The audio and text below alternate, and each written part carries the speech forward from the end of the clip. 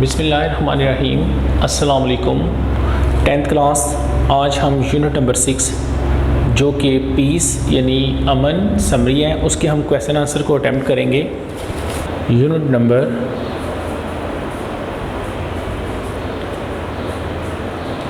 8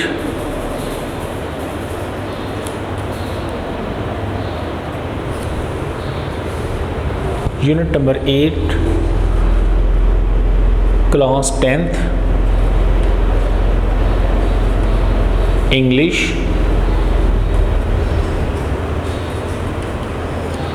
topic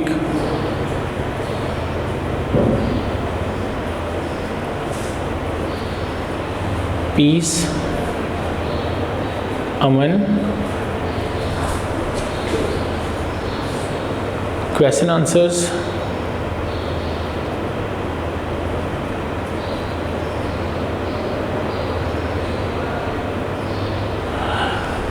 बेटा, board के exam में क्वेश्चन आंसर शुरू करने से पहले मैं आपको बताना चाहता हूँ कि ये क्वेश्चन जो होगा क्वेश्चन आंसर, ये टोटल 8 क्वेश्चंस आएंगे, जिसमें से सिर्फ और सिर्फ आपने 5 को अटैम्प्ट करना है और हर क्वेश्चन जो होगा वो 2 नंबर पर मुश्तमिल होगा। टोटल 8 आएंगे, 8 में से आपने टोटल 8 आएंगे, 8 में से सिर्फ आपने 5 को अटैम्प्ट करना है और हर जो क्वेश्चन होगा वो 2 नंबर का होगा। 2 × 5 = 10। ये 10 मार्क्स का क्वेश्चन आएगा बोर्ड के एग्ज़ाम्स में। 10 मार्क्स का ये क्वेश्चन आएगा। Answer the following questions. Answer the following questions. Question number 1 है। Question number 1, how is wind described in the first stanza? How is wind describes, DESCRIBES describes in the first stanza? Question answer, इसका answer लिखने से पहले मैं बताना चाहता हूँ कि अब आप कैसे डिफरेंशिएट करेंगे, क्योंकि 3 पोइम्स हैं। ज़ाहिर बात है, पहली जो है ट्राई अगेन है, दूसरी रेन है, तीसरी पीस है। तो आपको कैसे पता चलेगा कि ये कौन सी पोइम में से ये क्वेश्चन हमें आया है? तो साथ यहाँ इस पोइम का नाम भी लिखा हुआ होगा, जैसे कि ये पीस है तो यहाँ पीस PEACE पीस पोइम का नाम भी साथ मेंशन किया होगा, ताकि आपको आसानी हो, ताकि आप इजीली इसका आंसर दे सकें। तो इसका आंसर लिखेंगे, how is the wind describe in the first stanza? पहले बंद में हवा का जिक्र किस तरह किया गया है? तो इसका आंसर होगा, in the first stanza, in the first stanza, पहले बंद में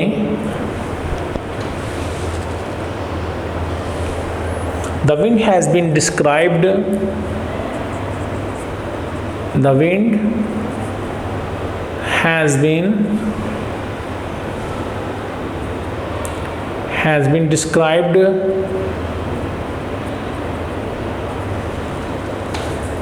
as a monster of destruction, as a monster, MONSTER,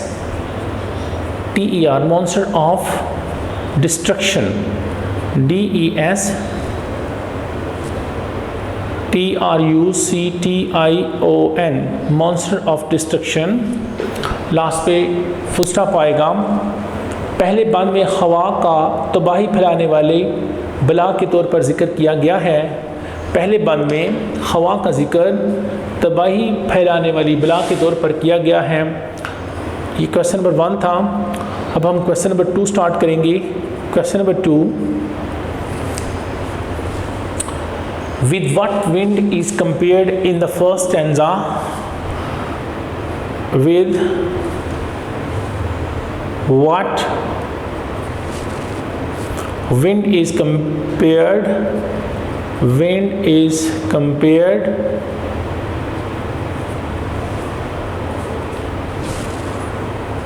in the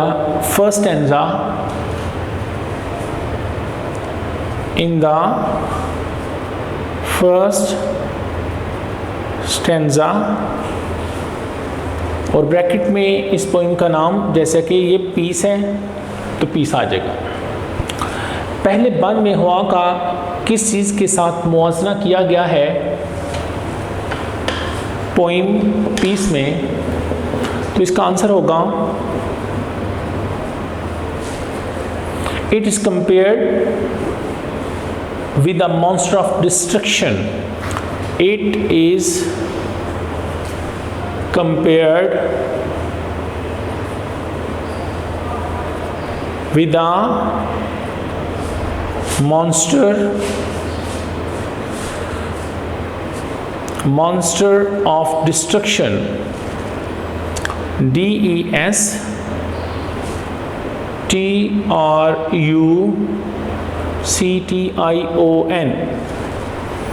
पहले बंद में इसका एक तबाही फैलाने वाली बला के तौर पर मुआवजा किया गया है। with what wind is compared in the first stanza।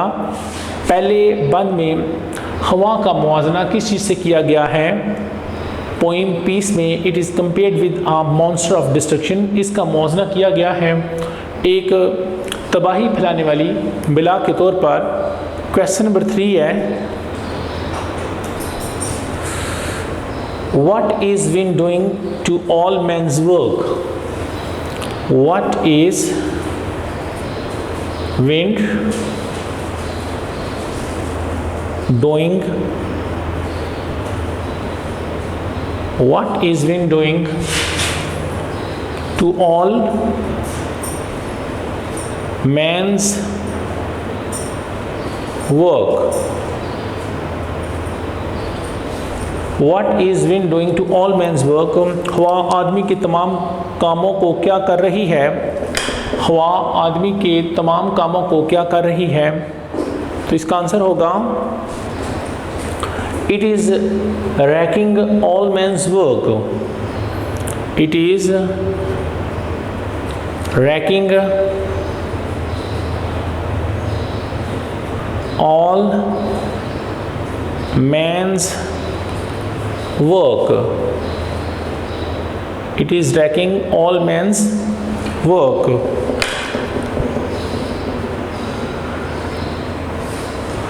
अब पहला क्वेश्चन, दूसरा क्वेश्चन और तीसरा क्वेश्चन की दोबारा से रीडिंग करते हैं। Answer the following questions. दर्ज सवालात के जवाब दीजिए। क्वेश्चन नंबर 1 है how is wind describes in the first stanza poem piece. पहले बंद में हवा का जिक्र किस तरह किया गया है नज़म पीस में। in the first stanza पहले बंद में the wind has been described as a monster of destruction। हवा को एक तबाही फैलाने वाली बिला के तौर पर बयान किया गया है। क्वेश्चन नंबर 2 है with what wind is compared in the first stanza the poem peace।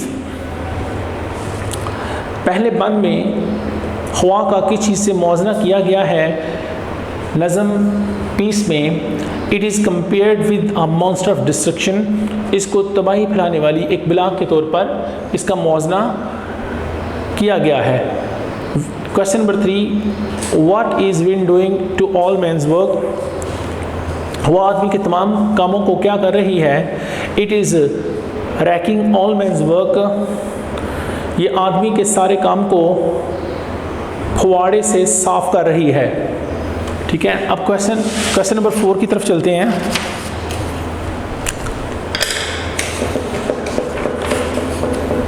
Unit number 8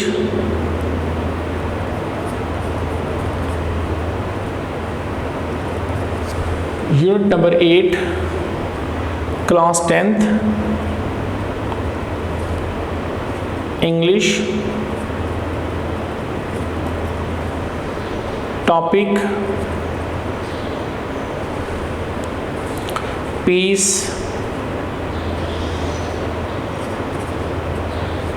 Aman.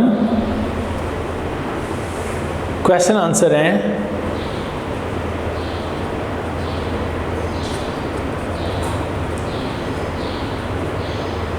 Question number 4 है। Question number 4, how does the scene look like when the wind is still? How does the scene look like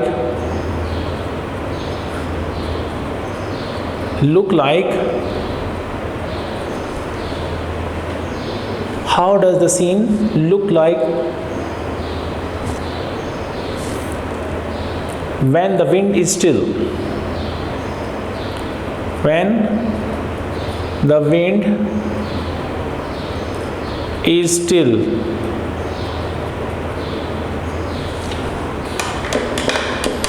जब हवा थम जाती है तो हर तरफ कैसा नज़ारा आता है जब हवा थम जाती है? जब हवा थम जाती है तो कैसा नज़ारा होता है या कैसा मंजर होता है? तो इसका आंसर होगा when the wind stops there, when the wind stops, जब हवा थम जाती है, there is silence and bright blue sky, there is silence, silence is silence, and bright blue skies, and bright blue skies, SKYS।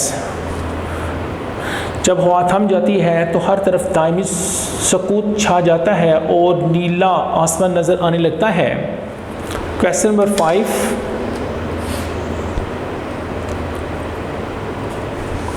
Question number 5 है what comparison is made in the second stanza?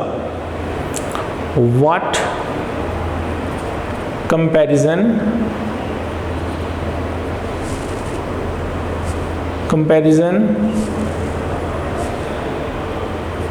is made in the second stanza?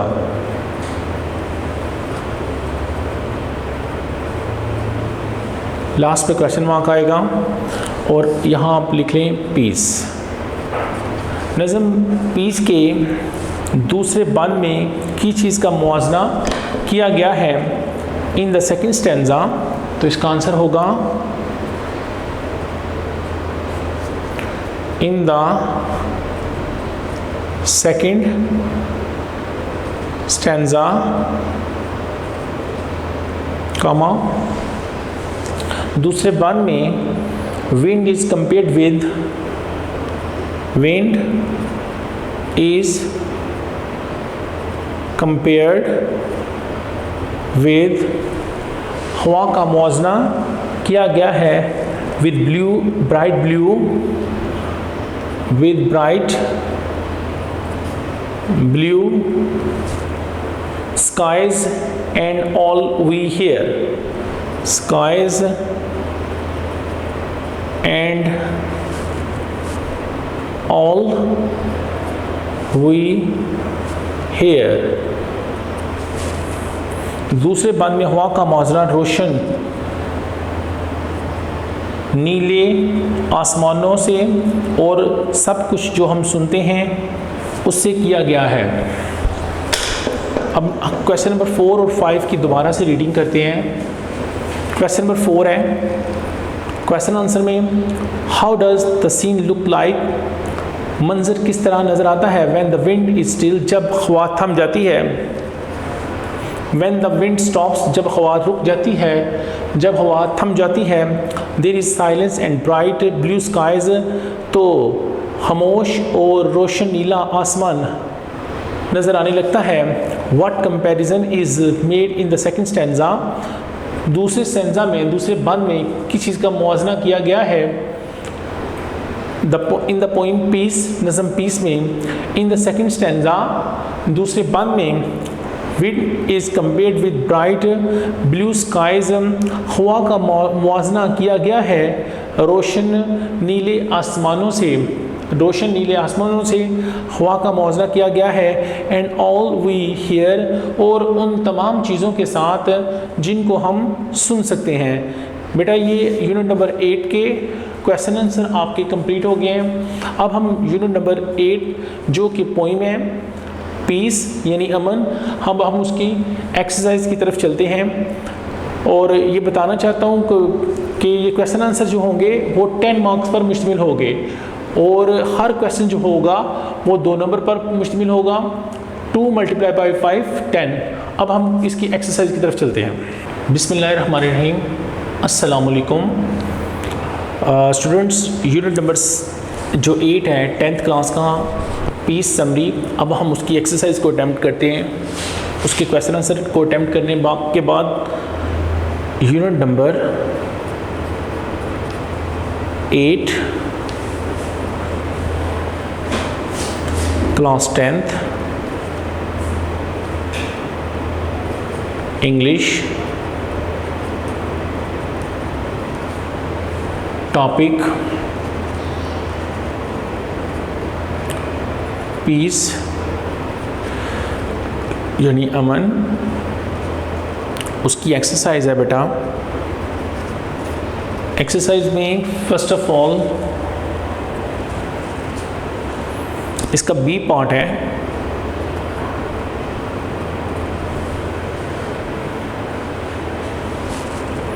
Give synonyms for each of the following words, give synonyms synonyms, give synonyms for each of the following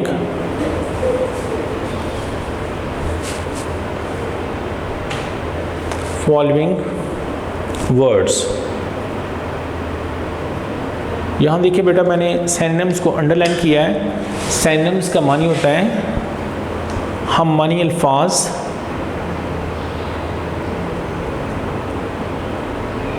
हम मानी अल्फाज, इनको मुतरादिफ अल्फाज भी बोलते हैं। अल्फाज यानी एक जैसे अल्फाज। सबसे पहले हम देखते हैं कि सिनोनिम्स होते क्या हैं। डेफिनेशन ऑफ सिनोनिम्स, सिनोनिम्स की तारीफ है। Synonyms are the words synonyms और the words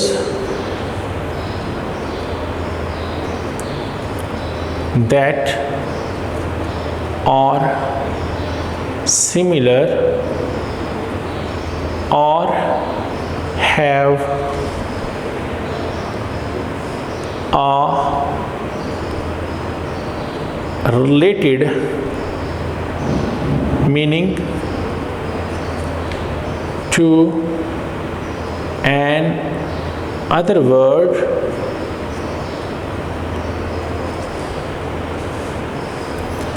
is called synonyms।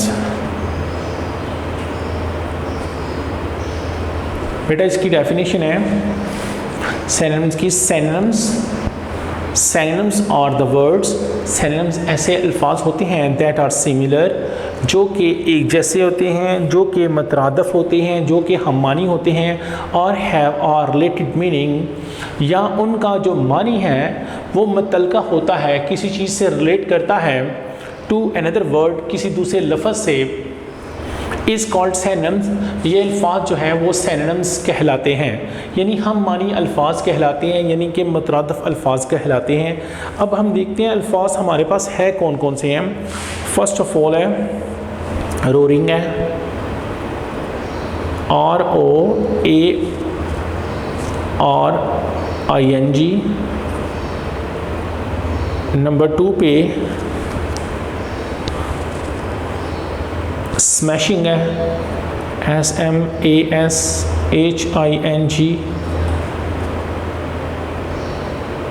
Number 3 पे स्पिनिंग है, SPINNING, स्पिनिंग है। नंबर 4 पे स्टिलनेस है, STILLNESS, stillness. And last one number 5 पे कोर है, CORE, कोर। नंबर 1 पे रोरिंग है, नंबर 2 पे स्मैशिंग है, नंबर 3 पे स्पिनिंग है, नंबर 4 पे स्टिलनेस है, नंबर 5 पे कोर है। तो इसको करने के लिए हम इधर 3 कॉलम बनाएंगे।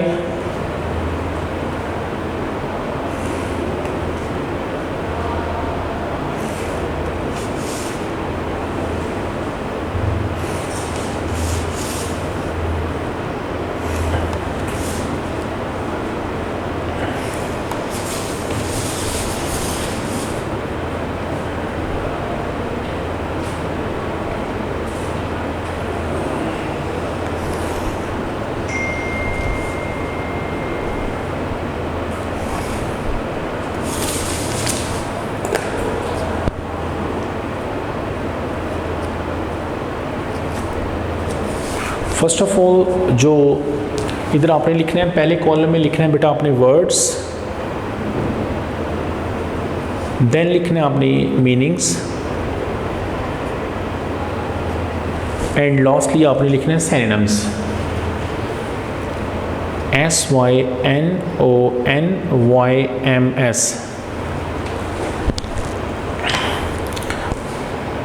वर्ड्स यानी अल्फाज, मीनिंग्स मानी, सिनोनिम्स मुतरादिफ। इसको हम सीरियल नंबर कर लेंगे, नंबर 1, नंबर 2, 3, 4, देन लास्टली 5। अब फर्स्ट ऑफ ऑल हम इसके वर्ड्स लिखते हैं जो कि हमने ऊपर भी मेंशन किए हुए हैं। पहला है रोरिंग है, ROARING। नंबर 2 पे है स्मैशिंग है, SMASHING। नंबर 3 पे स्पिनिंग है, SPINNING। नंबर 4 पे स्टिलनेस है, STILLNESS, स्टिलनेस। नंबर 5 पे कोर है, CORE, कोर। अब नंबर 2 पे हम इनके मीनिंग्स बेटा लिखेंगे। जैसा कि रोरिंग का मानी होता है शोर मचाते हुए, रोरिंग शोर मचाते हुए। स्मैशिंग का मानी होता है उठाकर फेंकते हुए, उठाकर फेंकते हुए।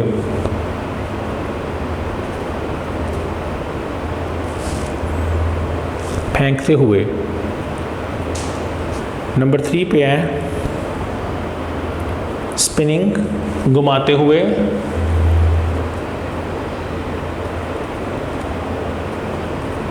घुमाते हुए। स्टिलनेस बोलते हैं सकूत या खामोशी को, सकूत या खामोशी को। लास्टली है कोर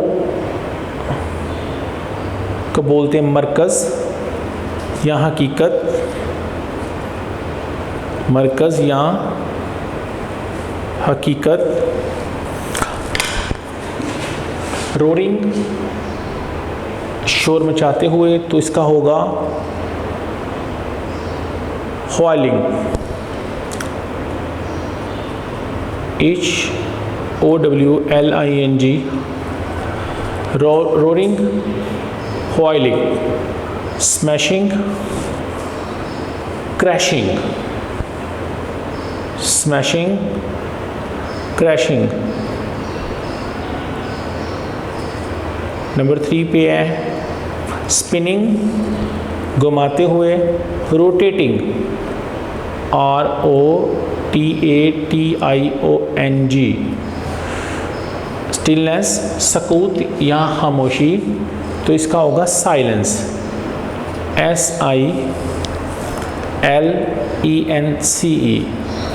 देन लास्ट पे है कोर, मरकज़ या हकीकत, तो इसका होगा सेंटर, CENTRE, कोर, मरकज़ या हकीकत, तो इसका होगा सेंटर। बेटा ये क्वेश्चन नंबर जो बी पार्ट था यूनिट नंबर 8 एक्सरसाइज 30 में, वो सिनोनिम्स वाला क्वेश्चन हमने अटैम्प्ट किया है। इसके बाद हम जिस क्वेश्चन को अटैम्प्ट करेंगे वो इसका डी पार्ट है, choose the appropriate connotations, choose the appropriate connotations. Unit number 8, unit number 8 है 10th क्लास इंग्लिश। टॉपिक है बेटा पीस। पीस मीन्स अमन। एक्सरसाइज में इसका डी पार्ट है, एक्सरसाइज में डी पार्ट है choose the appropriate connotations, choose the appropriate APPROPRIATE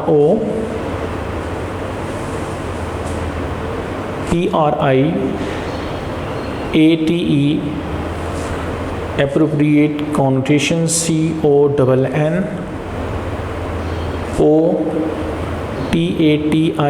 CONNOTATIONS।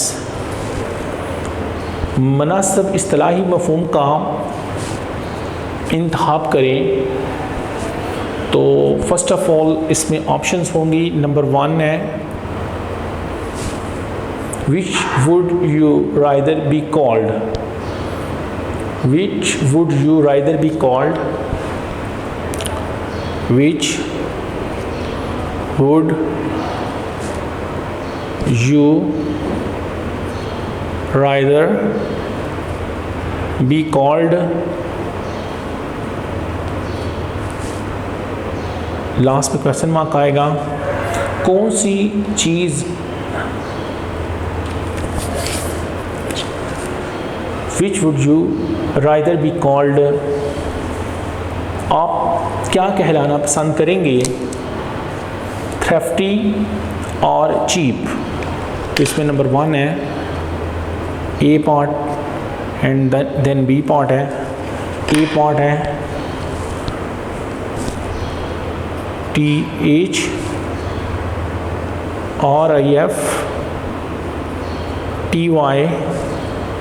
Number B है cheap. हम अब नंबर 2 की तरफ चलते हैं। नंबर 2 में विच would you rather be called, आप अपने आप को क्या कहलाना पसंद करेंगे, थ्रेफ्टी और चीप। चीप का मानी होता है सस्ता, थ्रेफ्टी का मानी होता है किफ़ायत शार। तो ये बेटा इसमें किफ़ायत शार आएगा, इसकी ऑप्शन में किफ़ायत शार आएगा। अब हम बी पार्ट की तरफ चलते हैं, नंबर 2 की। Which is more serious, which is more serious, कौन सी चीज़ ज़्यादा डैमेजिंग है, कौन सी चीज़ ज़्यादा नुकसानदेह है। तो इसमें आएगा ए पार्ट है प्रॉब्लम और बी पार्ट है डिज़ास्टर, ASTER, डिज़ास्टर। कौन सी चीज़ जो है वो ज़्यादा नुकसानदेह है, तो इसमें A है प्रॉब्लम है और B है डिज़ास्टर है। प्रॉब्लम का मानी कोई मसला या मुश्किल है और डिज़ास्टर का मानी तबाही है, तो ये आ जाएगा डिज़ास्टर आएगा इसमें, डिज़ास्टर यानी तबाही। नंबर 3 की तरफ चलते हैं। नंबर 3 है which is more polite, which is more polite. कौन सी चीज़ ज़्यादा आरामदेह है, कौन सी चीज़ ज़्यादा नरम है, कौन सी चीज़ ज़्यादा शाइस्ता है। पोलाइट का मानी शाइस्ता, नरम या आरामदेह होता है, POLITE। तो इसमें बेटा A पे है sip a drink, sip a drink, और B पे है gulp it, GULP, gulp it.